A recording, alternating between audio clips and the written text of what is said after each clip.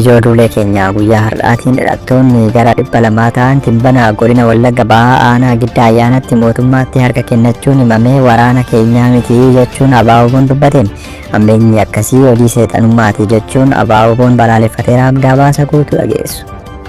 Oduu keenya itti aanuun jeneraalli olaanaan wayyaanee bilxiginnaan diina uummata Tigraay jechuun farrajanii jedhame.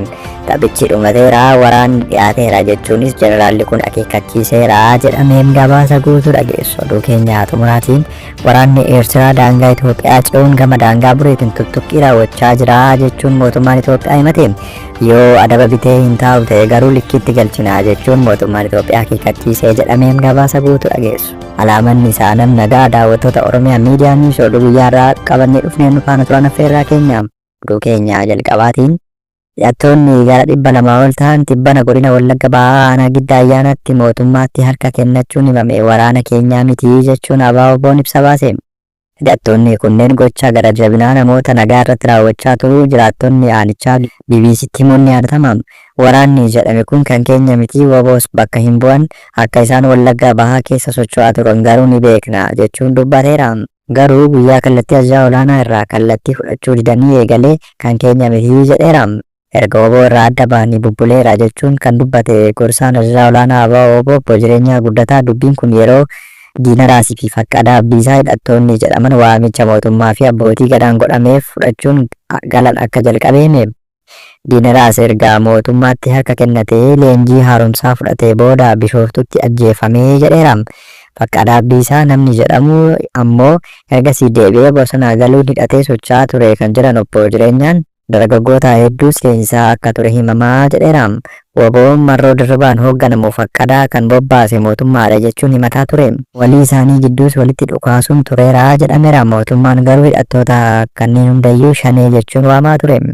Faqqadaa Abdiisaa fi Yaaddessaa kan jedhaman dhiyeenya godina Horroo Guduruu Wallaggaa aanaa Horrootti mootummaatti harka kennachuun isaanii gabaafamee ture.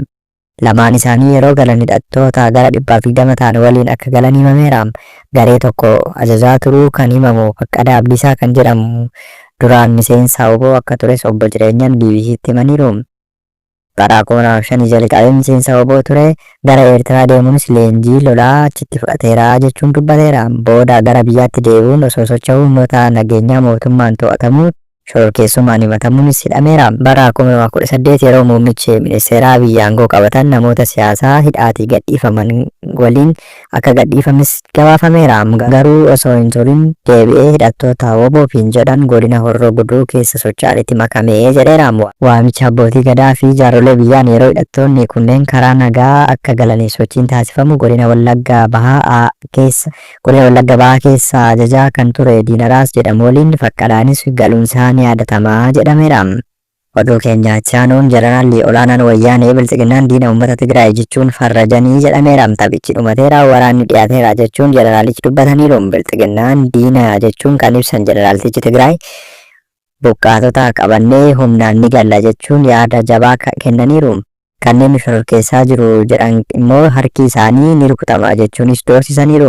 Gama raayyaatti humni wayyaanee hiriiree kan hoogganaan jeneraal Yohaannis Walda Giyoorgis yookaan maqaa masoo isaaniitiin Joon Maatiit taphichi dhumateera waraannis dhiyaateera jedhaniiru. Jeneraaltichi kana kan dubbatan dhimma beela baqattoota Tigraay kan dhiyoo kana dubbatamaa jiru irratti walgahii magaalaa Maacoo keessatti geggeessan irratti jedhameera. Miidiyaan handaaftaa akka ilaalee fi meeshaa dubbii wayyaanee kan ta'e weebsaayitii wayyaanee irratti dubbiin jeneraaltichaa akka tatamsa'etti gama diinota keenyatiin waliigalteen Piretooriyaa meeshaa qoosaa ta'eera taphichi dhumateera jechuunis dhaga'amaniiru. Nuyi akka waraanatti gargaarsa fe'annee osoo hin taane kan dhufnu isaan fe'annee gara mana isaaniitti isaan deebisna jechuun itti dabalaniiru.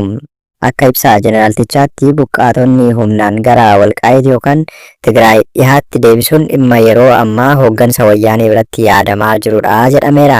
Jeneraal Taaddasaa Warradaa ibsaa kaleessa dura kennaniin buqqaatonni yoo hin deebiin waraana hambisuun hin danda'amu jechuu isaanii gabaasnee turre. Jeneraal Yohaannis Walda Giyoorgis dabalataan miila isaanii tokko ala godhanii Tigraay keessatti fincila uumuuf kan yaalan harka isaanii ni kutna jechuun akeekkachiisa dhageessaniiru.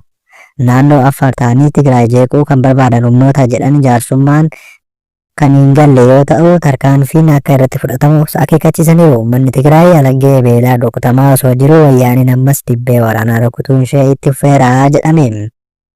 Oduu keenya xumuraatiin waraanni Eertiraa daangaa Itoophiyaa ce'ee gama daangaa bureetiin tuttuqqii raawwachaa jira jechuun yoo adaba hin bitu ta'e garuu likkiitti galchina jechuun mootummaan akeekkachiisaa akka jiru odeeffannoon bakka sanaa bahee addeessa. Waraanni kun naannoo Affaaritti seenuun tuttuqqii raawwachaa akka jiru dubbatameera. Shaabiyaan boqonnaa dhabeera. Karaa afqafee isaa obbo Yemaanee nuyi kan barbaannu nageenya yoo jedhu iyyuu gochaan garuu gochaa qoccoloof nama kakaasu itti fufeera jedhe. Odeeffannoo har'aa beenis waraanni Shaabiyaa daangaa Affaar ce'ee seenuun tuttuqqii raawwachaa jiraachuun isaa mirkanaa'eera.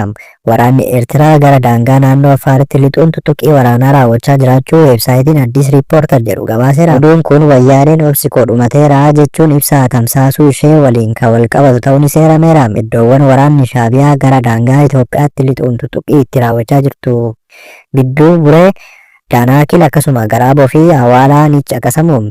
Gabaasni kun akka jedhutti keessattuu gama daangaa Buree Affaaritti waraanni Eertiraa sochii waraanaa olaanaa gochaa jira jedhameera. Waraanni Eertiraa naannicha keessatti lammiilee Affaar nagaa jeeqaa fi daangaa naannichaa sarbuuf gochaa jiru hordofee naannichi gochi kun hatattamaan yoo hin dhaabbanne of ittisuuf tarkaanfii barbaachisaa akka fudhatu akkasumas mootummaan federaalaa dhimma kana itti dhiyeenyaan akka hordofu karaa hojmaata isaatiin waamicha dhiyeessuun isaas dhaga'ameera.